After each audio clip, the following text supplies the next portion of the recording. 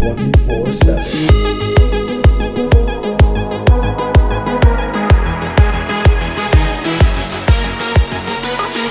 Welcome to NBA Roundup 24/7, where we talk everything and anything basketball. We are witnessing one of, if not the greatest offseason in NBA history. The sheer number of star movement is insane. Jimmy Butler traded. Paul George traded. Chris Paul traded. Kyrie Irving asked to be traded. And now we can add Kyrie Irving traded. It finally happened. Danny Ainge finally traded a pick for a superstar. We've been hearing from sports analysts for the past 2 years, linking every star that is on the bad team to Boston. DeMarcus Cousins, Jimmy Butler, Paul George, and so on. But Cousins got traded to the Pelicans. Jimmy Butler got traded to Minnesota. And Paul George got traded to Oklahoma. People started questioning, myself included, if Danny Ainge knows what he's doing. But on August 22nd, Danny Ainge finally traded Brooklyn's 2018 first-round pick alongside with Jay Crowder, Ante Zuzic, and Isaiah Thomas for Kyrie Irving. Trades involving stars rarely are fair. Usually one team either gives too much for a star or too little. The Indiana Pacers received Victor Oladipo and Sabonis for Paul George. New York gave up Wilson Chandler, Raymond Felton, Danilo Gallinari, Timothy Mozgov, and 2 first-round picks for Carmelo Anthony and Chauncey Billups. I don't know about you, but which of these 2 trades do you think was better? The Indiana Pacers or the Denver Nuggets? In my opinion, Denver Nuggets received a way better offer for their star player as compared to what Indiana Pacers received for theirs. Now, comparing the Cleveland Cavaliers and Boston Celtics pre-trade, the Cleveland Cavaliers were placed in a tough spot. They didn't have money to make any good moves that will be enough to beat the Warriors. They re-signed Kyle Korver, signed Derrick Rose, Jeff Green, and Jose Calderon. These would have been good moves to make the Cavs more competitive, but not enough to beat the Warriors. But Kyrie Irving asked to be traded. Looking at the Cavs roster, the only player that can help the Cavs the most, if traded, is Kyrie Irving. Nobody wants Kevin Love, and LeBron James has a no-trade clause where he said he is not waiving for any team. Everyone else has close to 0 trade value. So trading Kyrie Irving would most likely yield the greatest return. Kyrie did reduce his trade value by warning teams that he will not commit to any of them, and Cavs were struggling in getting what they thought to be good value for their star player. In their opinion, a young up-and-coming prospect, a veteran starter, and a first-round pick.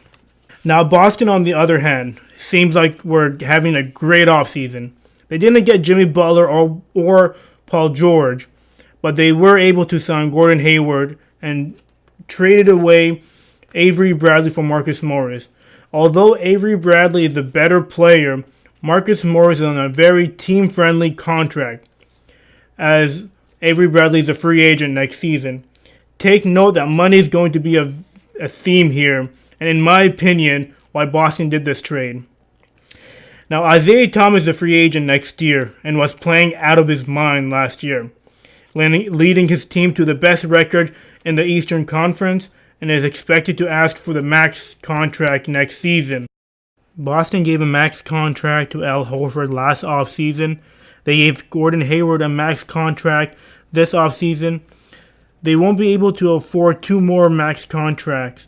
Irving has at the very least 2 more years at roughly $22 million per year, which is less than what Isaiah Thomas' max contract would be. So doing this trade would help the Celtics financially.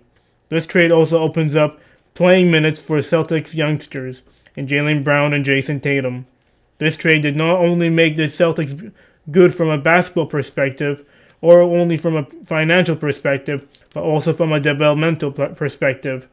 A very good trade if you ask me.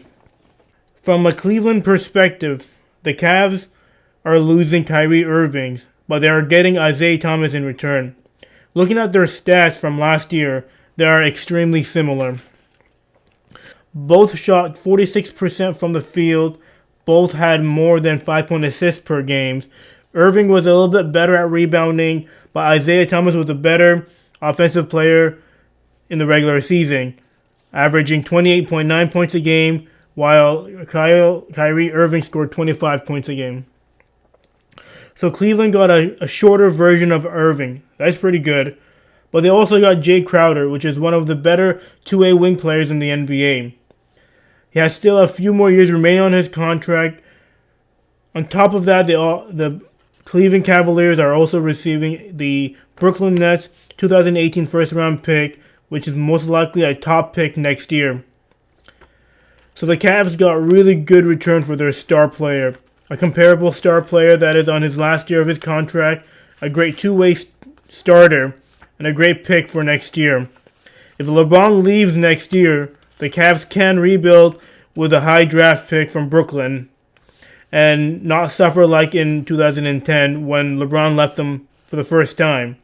Overall, this trade keeps the Cavs competitive this year and also gives them good assets for rebuilding if Thomas and James leaves.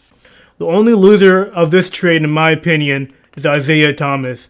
He had his best year statistically, carried his team to the top of the Eastern Conference, made the playoffs, and even after tragically losing his sister in a car accident, still continued playing and giving 110% and taking his team to the Eastern Conference Finals, where he got injured and subsequently the team lost in 5 games. A player did all of that and is loved by his team and fans, still gets traded in the offseason. That's not cool. Both teams will play each other for the first time on opening day, October 17, 2017.